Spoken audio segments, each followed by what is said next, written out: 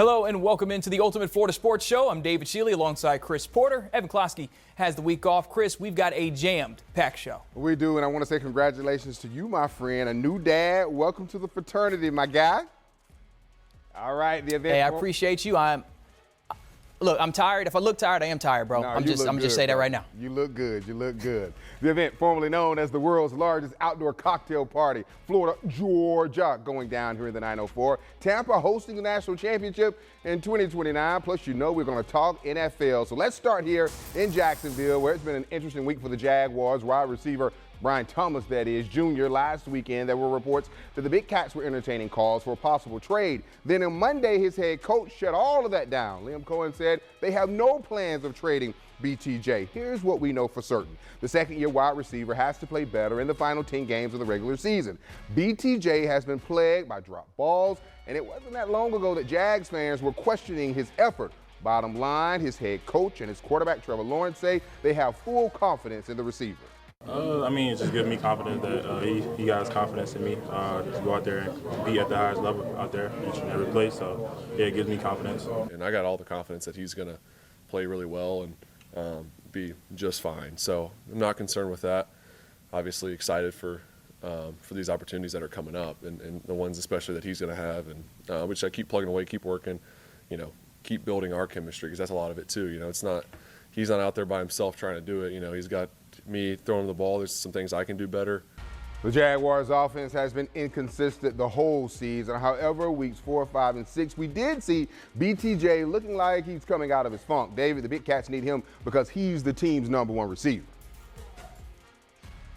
Yeah, and sticking with the offense, Chris, the offensive line needs to tighten up as well. Absolutely. The Big Uglies need to get back to playing the way they did the first 4 or 5 games of the season. Trevor Lawrence sacked 7 times. Week 6, sacked 7 times. Week 7, the O-line will have its hands full with one of the best defensive ends in the NFL, Max Crosby. Anton Harrison will be the man charged with trying to block this guy, and he told me he's ready for the challenge.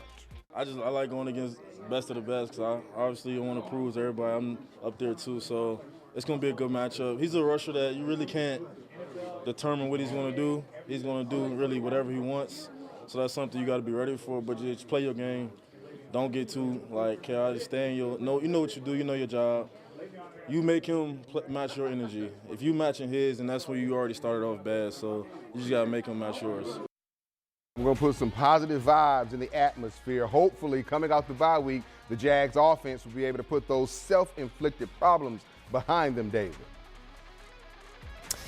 Chris, the Jags have one of the easiest schedules remaining, but still have to play the Colts twice, the Broncos, and the Chargers. So best of luck with that there. As for the Buccaneers, they are sitting atop the NFC South as they enjoy their bye week at the midpoint of the regular season. They are fully in control of the division as the only team in the South with a winning record. Tampa Bay is 6-2 for the first time since 2021. That is tied for the best start to a season in franchise history. Head coach Todd Bowles met with media members after last Sunday's win against the Saints and gave sort of a State of the Union address as the Bucs get ready for a 9-game stretch into what could be a deep playoff run. Here's what he had to say. I feel good. We play tough. We're 6-2. We can do a lot of things better. Obviously, we got to work on fundamentals. We got to self-scout as coaches. We got to make sure we don't forget the fundamental part of it. They got to make sure they continue to take care of their bodies. Our confidence is tough and our confidence is strong, but we got a long way to go, and we understand that. It's going to be a big second half when we come back, so we got to be ready. One thing is for certain, this team needs to get healthy. Nobody is 100%, but the injury report has been looking like a CVS receipt for the last couple weeks. Even Baker Mayfield is on the report with a knee and oblique injury. We can see it affecting his play a little bit too. Yeah, y'all been banged up a little bit, to say the least. David, the Bucs only scored 1 touchdown on offense against the Saints. That's not going to be good enough to beat the teams that are coming up on their schedule, but there's a lot to like about their defense. Oh, yeah, a lot to like. The Tampa Bay defense nearly pitched a shutout in New Orleans. It was really the Anthony Nelson show on Sunday. Played out of his mind. Became the first player since 2007 to record 2 sacks, a forced fumble, and an interception return touchdown in a single game. That earned him NFC Defensive Player of the Week honors. As a unit, the Bucs had 5 sacks, 4 takeaways against the Saints. That is a formula for success and a championship in the NFL. With Hassan Reddick set to miss time, Todd Bowles is pleased with what his defense put on tape going into the bye week. It means they're starting to work together. They're working together, helping each other out, getting sacks, and there's not any selfish sacks going on. People are setting people up, and people are taking double teams for other guys, and that's good to see. Now, coming out of the bye, the Bucs host the Patriots, who are on fire right now, and then they head to Buffalo to face the reigning MVP Josh Allen and the Bills. Two very good teams that will have Tampa Bay on their schedule, Chris. Two games that I definitely will be watching very closely, my friend. Now to the event formerly known as the world's largest outdoor cocktail party. Florida, Georgia. This game features two teams headed in opposite directions. Gunnar Stockton, the Dogs, chasing a college football playoff berth, while the Gators are searching for a head coach. The fifth-ranked Dogs know it's a rivalry game and anything can happen. And Georgia fans have not forgotten the troubles DJ Lagway gave this team this time a year ago, but he had to leave due to an injury. Bottom line, the Gators are dangerous, and Kirby Smart and company know it. He's done a good job. He's improved. You know, we kind of watched him grow before our eyes throughout last year and this year, and he's surrounded by a really talented group of wideouts and a really talented offensive line. I mean, they're physical in the offensive line. It seems like they got guys that have been playing there for a while, and that complements his style very well. I think they got some good receivers and some good catchers. Obviously, they can catch the ball, but man, they got some speedsters for sure. So it's going to be a good little challenge. David, born and raised in Warner Robins, Georgia. I got to say, as a Dog fan, I am nervous about a team that has nothing to lose. And as someone that came up in Austell, Georgia, one exit away from Six Flags, and also a Georgia fan, I can say that Kirby Smart's teams have a tendency to play down to their competition. They have avoided the embarrassing upset to an unranked team, but the Dogs don't make things easy on my blood pressure. That is for sure. Now, on the Florida side of things, they're looking for their next head coach. But for right now, Billy Gonzalez is focused on turning the tables in this rivalry. This has been a one-sided affair the past 8 years. Florida has won just once, which was in 2020. Former Bucs quarterback Kyle Trask was under center in that contest. In fact, we've only had one game since 2014 result in a one-score contest, although last year was a barn burner. Who knows what could have happened last year because, like you said, DJ Lagway got hurt in the middle of the game, but things have changed so much since then. Now, this weekend's contest is bigger than potentially beating Georgia. I think the big thing for us is to focus on us, not to focus on anything else, not to focus on them, just to focus on us. And if we can do our job and be the best at what we do on the field, every time we take a snap, I think we'll be exactly where we need to be in the fourth quarter. Again, I'm a Georgia fan. I'm never going to predict the Dogs to lose to the Gators. I know better than that, especially in a year where UGA has its sights set on the college football playoffs, Chris. Yeah, and I ain't feeling sorry for the Gators. Many times they've come here since I've been here and beat the Dogs before Kirby, though. Whatever. Now, speaking of the playoffs, a big one is coming your way, David. Oh, yeah, the biggest night in college football is coming back to Tampa. The national championship game will be played inside Raymond James Stadium in January of 2029. Tampa will become the fourth city to host the title game twice. The first time was back in 2017, an instant classic when Clemson scored in the final seconds to take down Big Bad Alabama. Now, there's no telling who's going to play in that title game in 2029, but there's plenty of excitement in this area already.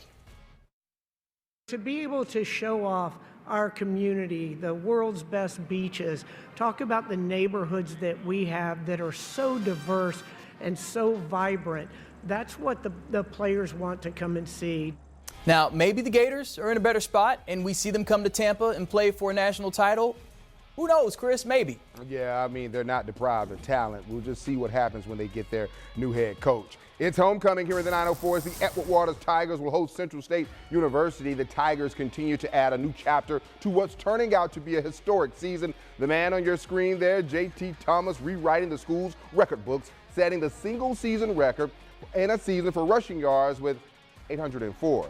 This dude is averaging more than 7 yards per carry, and also he's still got 3 games left on the schedule. First-year head coach Brian Jenkins' Tigers are ranked 7th in the NCAA Division II regional rankings for the first time in the program's history. And listen to this. If you've never been to homecoming at an HBCU, and I graduated from one, it's an experience like no other. All week, there are festivities going on, and there are a lot of distractions for the players. The Tigers talked about what they've done to stay locked in. Well, just work the process, honor the process, fall in love with the process of preparation, and put all of our energy into that. And if we can continue to do that, then we'll be able to work through all the other things that's around us. I want to make sure that I kind of show my guys that, I'm not going out, you guys shouldn't go out either. And, it's as long as you stay focused on the task at hand, because we still got games left to play. We still got a goal in mind. So, just keeping those guys on the same mind path that I have in my head, I think that's what it's going to take. The game is scheduled to kick off Saturday at 2 o'clock, and the Tigers will be after win number 6 on the season. So plenty to do here this weekend in the 904. Oh, yeah, most definitely. Now, I don't know if you noticed, man, I went to Hampton for a year. It got too expensive, and I transferred out. But, dude, don't go out during homecoming week. Now, that sounds crazy. That's crazy to me. Absolutely, my guy. Giving back, Jaguars defensive lineman Eric Armstead and his wife Mindy investing in our youth. Ahead in the heart of the game, what the couple did to help these young folks prepare for their future.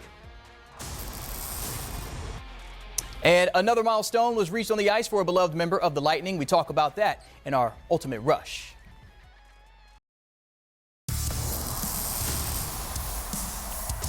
Time now for the Ultimate Rush. This is where we dig into some topics affecting the Sunshine State and beyond, Davey.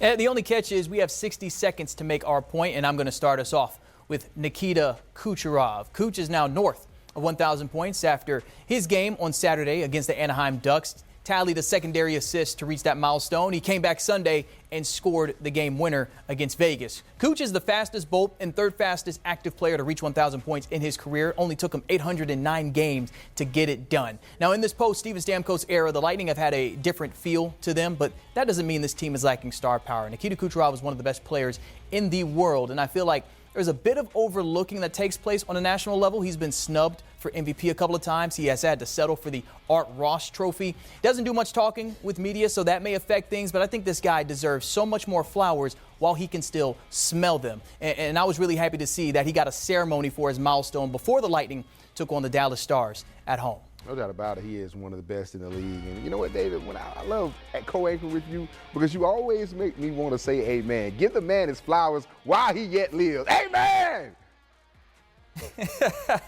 All right, let's talk about some accountability. It isn't just a locker room slogan for Jaguars head coach Liam Cohen. It's the foundation of what he's trying to build with the Jaguars. From his first day on the job, Cohen and the staff have made one thing clear. Every person in the building, players, coaches, even the head coach, will be held to the same standard.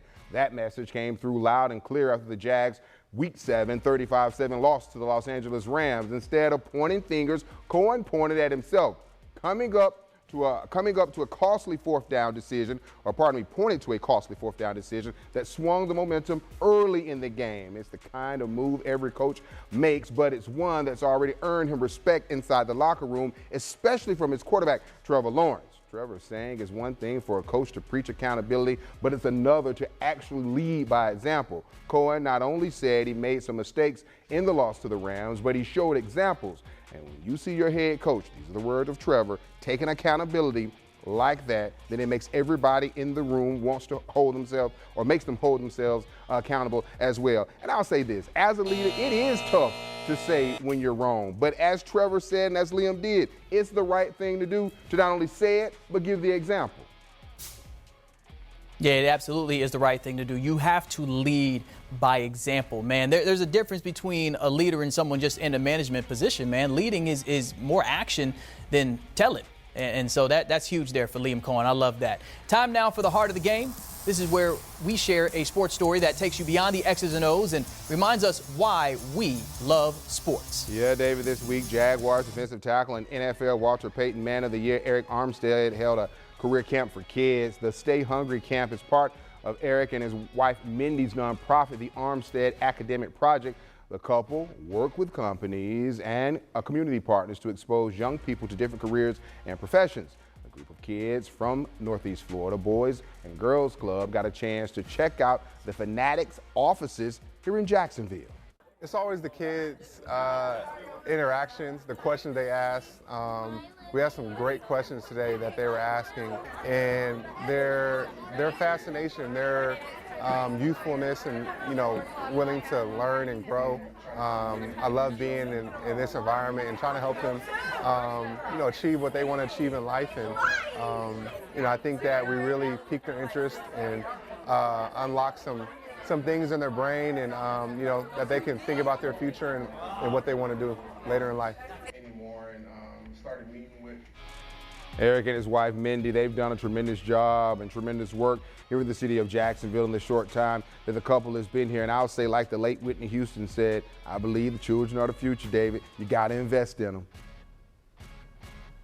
You have to. You took that straight out of my mind, man. I was going to also make that quote, but hey, you took it. It's all good. We on the same wave. We on the same wave, man. I love it though, man.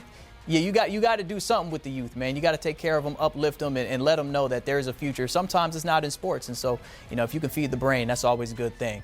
All right, coming up, we get into the ultimate stakes. Who do we think will be NFL MVP? Stay with us. This might sound strange, but I wasn't always a good dad. My kid needed to hear me say, I'm sorry. See what you got. Oh, you gonna back me down? So you gonna post me? He knows I'm not perfect, but he knows I'm trying. That's why I choose to be a father first.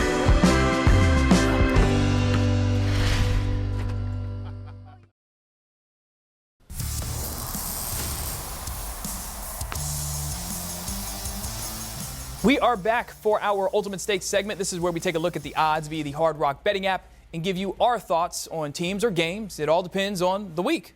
Yeah, and just a reminder, this is for entertainment purposes only, so don't come after us if you don't win any money. Both the Jags and Raiders are coming off a bye week. The Jags offense has had so many self-inflicted penalties so far this season. I told you at the top of the show, but I think this is the week that Trevor Lawrence and the Jags eliminate those problems. The Raiders defense is ranked 13th against the run, allowing 102.8 yards per game. Pardon me, that'll be a lot. Jesus, 102 per game. Anywho, now I know Liam Cohen and the company want to run the ball first. However, I do believe that this is the week that they need to start with the passing game. In particular, this combination of Travis Hunter and T-Law, they're going to get this offense going. We saw that last week, or the week before last in London. Travis had his best game of the season, and I think the two will be locked in. The Raiders defense is giving up about 225 passing yards per game. The Hard Rock app says the Jags are 3-point favorites, so bet on them Jags. Now with the Bucs on a bye, I felt like this was a good time to get out of the Tampa bubble and talk about the big picture. Who will be league MVP when the season wraps up? I think Baker Mayfield has taken himself out of that conversation after the last couple of games, but I was going to put my money on him anyway. That's because I think Colts running back Jonathan Taylor is the MVP of the league this season. I would put my money in that storehouse. Nobody in the league has more rushing yards or touchdowns than the former Wisconsin Badger. He has reached the end zone 2 or more times in 3 of his last 4 games. He's looking like Adrian Peterson back in 2012 when he won MVP. I like what I'm seeing in Indianapolis. Yeah, he's balling. He's a big reason why the Colts are at 7-1, 6-1. Good. That's all we know. Yeah, we know that they are good. All right, one more segment to go. It's our last word, and I'm going to be talking about why the 18-inning marathon meant just a little bit more to me than most.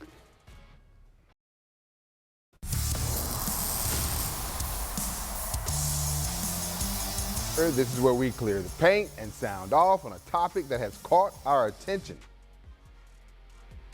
All right, so I'm going to take this one. According to Fox Sports, 8 million people were still watching Game 3 when Freddie Freeman walked it off in the bottom of the 18th inning. 2 of those people were myself and my 2-month-old son, Ezekiel. Now, I can't really say whether or not he was actually watching the screen as I was feeding him a bottle. He certainly did not know what was going on, but it's definitely going to be something I tell him years from now when inevitably another very long extra inning game happens in the Fall Classic. Now, my wife and I did not do a gender reveal while she was pregnant. We had no idea what we were having until he was birthed on August 30th. The moment we found out he was a boy, my mind immediately flooded with thoughts of watching sports with him. And look, I know there's a chance that he will not care for sports the same way his mother does not care for sports. But if he loves sports the way his father does, then I can't wait for more extra inning games, double overtime contests, buzzer beaters, and last-second touchdowns with Ezekiel right by my side. David, something else so cool. My wife, Jovi, and I, when she was pregnant with my aunt, we did not know the sex either. We waited until she was born, and then we found out with the rest of the world. And, man, it's nothing like a father's love. Being a young man, has a dad in my life, man, it's so important for you and him to spend some time together to watch that game that I went to sleep on the 13th inning. That's all right, my friend. Hey, man, it's a lot of fun. Like I said, I'm just real tired. Well, we hope you've enjoyed this week's show. David and I will just keep being great dads, sharing more stories when we have time. And we want to see Ezekiel one day, Dave. Why not? I know he's probably just as handsome as you. Let's see the handsome guy. All right, that's up to his mom, not me, for real.